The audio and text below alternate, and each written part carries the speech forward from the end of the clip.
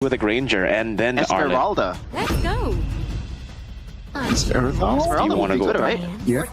Esmeralda? Oh, the Harith and the Phobias. That's true too. And the But I thought they were Matilda. building towards the Matilda too. But I thought they were actually building towards an Arlet pick just here. Okay, they go Irithel actually, so not even the Carrier Granger. A lot of mobility. Okay. Man, I don't think you want to go for an assassin at this point, Mirko. Now, No. the options are super limited here. I don't think there's a good answer. more- Let's see. Nah, against a Eve? Yeah, I don't you're think right. so, man. Not against the But Eve. I Poked guess. down way too easily. Bumblebee reporting for duty. Oh man. Wow. Oh, it is Xborg. Damn.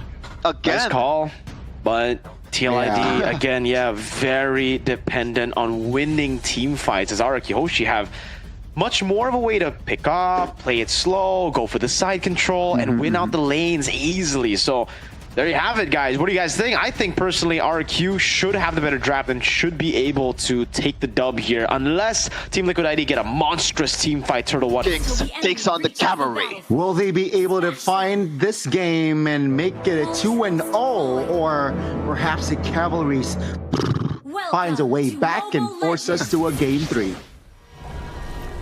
Let's see it here. Taking a look at the items, the emblems, sorry, and the battle spells. 3 purifies on the board with a flicker for Aran and no purifies on the other side. There's not a lot of big lockdown from TLID for RQ to really all out respect that. So yeah, it's quite standard here as Rez is actually going for the level 1 fight against Aran, clears it out really well, goes for the regen, and for the emblems, nothing too crazy.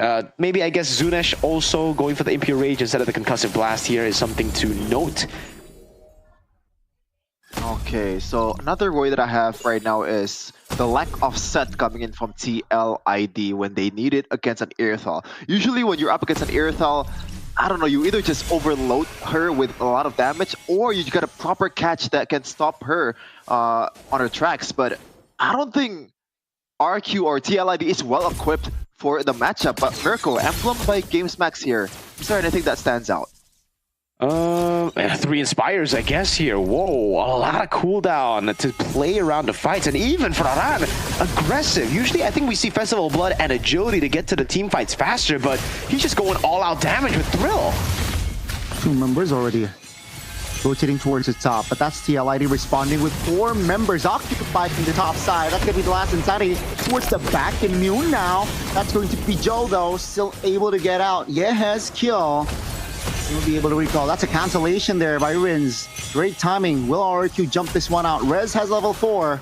Oh, great distance. Yehezkiel will be able to get out. Yeah, amazing. I think the best part about that occasion or like that skirmish is the fact that Zunesh waited until the last second to kind of cancel Yehezkiel's potential to deal damage, because he is probably the only real damage dealer that they have in that exchange. So TLID just forced to back off. It's a free total for RQ. Free, and it's good for RQ. Again, you have to remember that TLID, we set the win conditions forth very early on, and it's a winning team fight. So now the window for them to take over the game is slowly and surely getting taken out. Joel engaged on. Again, last Insanity as a defensive maneuver. Not too good now. Getting jumped on, overwhelmed. That's going to be first blood for Zunesh. RRQ now on a roll. Yeah, it's just not a good time for Joe right now, man. 2 times he's forced to use the last Insanity for defensive measure, and that's not a good sign at all for TL. Oh, big yikes, man. The way that, again, RQ have been playing, just purely punishing TLID, and the export pick, as expected, has been very underwhelming. It's good when you get some time to actually, you know, fire it up and get heated, but RQ are never really in a position where it's going to be free for Joel. He's always going to be taking some sort of damage, if not pure CC. You walk up too aggressively, you'll get poked by Rins. You walk up too far out, you will get picked up and slammed to the ground by Edok. And there's armor shred, everything. Tsunami slam again. On towards Joe again. Feather Airstrike, though, will be deployed. Real world manipulation now, locking Joe down. That's it, room for a jungler. Aran now looking for the dongs. Will it be enough? No. Resist there. Aran goes down, but he will take Zunesh down with him. That's gonna be Rins picking up the double. Witty quite low. That's Rez doing work. Again, RRQ taking a lot of big fights, and slowly but surely they're winning them. Yeah, the Esmeralda is pretty much almost unkillable unless there is actual real DPS in your lineup from Kabuki. Even then, Kabuki also gives some shield away from for Rez in the late game. So Rez, this is his game, man, composition-wise. Gotta be careful. That's Falling Storm Uno. Oh no, last insanity for Joe. Very low. Rez is definitely just being a constant nuisance, practically a solo. Oh, he's jumping, he's diving. Oh. Joe into Rumble, there you go. RRQ almost takes Joe down. That's a second neutral objective on the board, though, for the Kings of Kings. They get so much tempo off the map off of that, dude. Like, yes, it ends up being just a sprint for nothing, but Joe had to walk all the way back, and everybody, Aran, Yehezkiel, Witty, went to help him. That means more tempo on the map. In the bottom lane, Edok now free to rotate, and TLID can't really respond. Yehezkiel's forced to recall, Kabuki is just going to be lifted up, forced to back away, and it's another free turret for RRQ. It's not looking good at all. At this point, like, what to do? Because clearly the objective game should be in RQ's advantage by quite a lot in this third exchange or second exchange. And they don't have a set, they don't have a catch either to punish the other side of the lane. Meanwhile though, Tsunami Slam. That's a Purify though, for Kabuki. Last Insanity, Shaman Force pop. Edok in trouble, that's going to be the first Last Insanity kill! Kabuki isolated, stuck there in the real world manipulation. Toy finds the double, and that's just again RRQ finding the right Reds. Oh man. There you go. Just again, just the delay. RRQ, they're just controlling the map, man. That's a worse trade than Luka Doncic for Anthony Davis. That was Joe, like, all for Edok. That's it. That's what they get. Hey, I don't usually say this, but I agree. That is worse than Nani Madueke for 65 million euro, bro. That's ridiculous. TID went for Edok, used everything for Edok. That was crazy. This is, oh my god. We have to see the replay here, presented by Official Tournament Smartphone. Yes, the Purify gets baited, but that's not everything. You don't lose out your base when you have your Purify get baited out. They were fighting like that was the main win condition. Having the Purify, having a trade for the Purify. It ends up being Edok for everyone. And TLID, they might have had a chance to come back earlier by their airstrike coming down. They can't even fight this. There's no way. They might have had a chance earlier, but now they're cooked. Uh-oh, Purify triggered. Last turtle will fall to the hands of RRQ. So, yeah, just TLID here being on the back foot.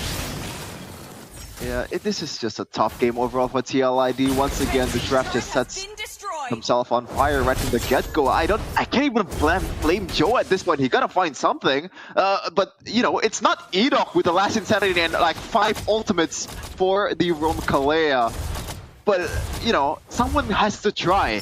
And Joe, like, he's not given the right ammunition to flourish. Not enough heal from the side of TL. Zunesh now with the taunt. Rez just covering. That's the guiding win. Reposition Joe. 70 seconds on the clock for our first Lord, and RRQ, they are taking it slow. Dude, there's not much you could do if you're Joe in this position. It's tough, Chef. And we gotta take a look at the in-game equipment. The Faraga armor is just nothing right now to RRQ. Only a brute force, so he's going for more tenacity. Zunesh is too tanky. Edok! Uh-oh, onto a Joe. Real world manipulation now. Will he deployed? That's going to be torn into a ball down. That's going to be traded for Edok as well. 2 for 2. Oh my goodness. The damage will be enough to take Joe down as the base turret's passive in the bottom side will go down. RRQ, what a fight though. What a scrappy fight. Yeah, it is scrappy for RRQ especially, and even though RRQ kind of like make a mistake there, too much overextension towards TLID that can actually punish quite well, it ended up to be a trade that favors them. They can afford it. They can afford that messy gambling kind of approach. as long as all of their deaths are still just on Edok, it's all good, dude. Well, not just Edok, but Edok and Zunesh mainly. The only death that wasn't planned was the toy death. Everybody else, Edok and Zunesh, is all good. Having those deaths on your utility tanks and an actual roamer is fine. And for TLID, you can see the deaths have just not been placed in the best positions because Joe needs to deal damage in these fights. Yes, he's a utility jungler, but you need him to deal damage. You need him to be a bit of... Oh, man. Purify again for Tsunami Slam. Oh, no. It's a good tool, good battle spell to have against a Tsunami Slam, but when it's constantly traded for a Tsunami Slam out of nowhere like that, it's not value. The Purify is much longer compared to the Tsunami Slam. So Edok's going to have that, and now you can already see them look for a play. It's a 5v5. They are going for it. Great. For TLID to keep their distance there. RQ though, they will look for that turret. That's Rez jumping with Falling Storm, Moon Shaman Force Pop. Rez taking a lot of heat there. Not taken down under the turret toy. Does it not find the pressure? Tehran should fall here. That's gonna be Rin's locking him down in his world. That is RRQ again, pressing the right buttons, applying the right pressure. Kabuki? Well, that's Kabuki. No Purify pops there. That's gonna be Edok flickering out. That's gonna be Edok taken down. TLID. Oh, rather RRQ there from Rins. A little bit too overzealous. Punished. Okay, now it's still a 4v4 though. Can they still go for it? Oh, Toy, look at that. That's the Lord targeting towards the bottom side, Joe. Very low. Airborne as well. Zunesh though is in the front, taking a lot of heat, looking to reposition. Ron! He was just respawning. Rez very low. Last Insanity pop. That's gonna be Rez here. Just distracting again. But this time it will be enough to take him down. Rez goes down for 30. Okay, I think Rez, that was a bit too much, especially the fact that he already has 3 kills. Now, I know this is your game. This is a really easy Esmeralda game to play, but you gotta still consider the fact that TLID is still a pro team, man. Yeah. Oh. Yeah, for sure. And the way that TLID have been playing this has just been very reactionary. It's not really their fault. Again, the composition is kind of forced to be reactionary. You can't be the one to pull the trigger. If they do, we saw what happened. You went in and you're cooked. And yes, at least for TLID, net worth-wise, they were able to find a proper trade. But losing a base turret for those shutdowns is so expensive. It's not value at all. Makes it, again, more value for RQ, getting everything here. Look at the gold lead across the board. 2,700 for the mid lane for Rins. Oh, man. I'm surprised Rins didn't just go Skypiercer because he's so free in these team fights. He could actually he could be a better Juicin in terms of racking up Skypiercer stacks. Yes, it sounds weird, guys, but when you're this far ahead and when your front line is that tanky and you have all the tools in the world to bait enemy resources before you finally pop that juicy real-world manipulation, it's not too far-fetched, you know? It's just the safe route to not go for it here. And RQ, probably the best at playing it safe, probably the best at managing a big lead like this into the mid game.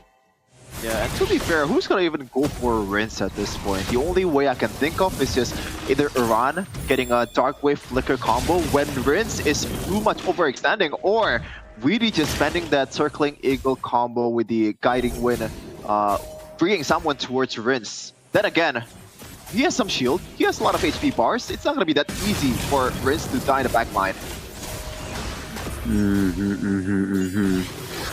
Seems like both bottom teams lane are is so good. Yeah, this is perfect for RQ. They're playing it very well. They're not too rash here in taking a fight, but it seems like now with Harith showing mid, TL will push the gears though. That's gonna be Zunesh now being the target. Oh my goodness, the burst! Winnie goes down! 5v4, Kabuki went down alongside with him. That's gonna be Joe now. Trying to reposition, but the damage is there to take him down again. RRQ, they ignored the Lord now as they look to end the series. Yes, Gil, Iran, will they have enough firepower to do so? Feather Airstrike not in hand.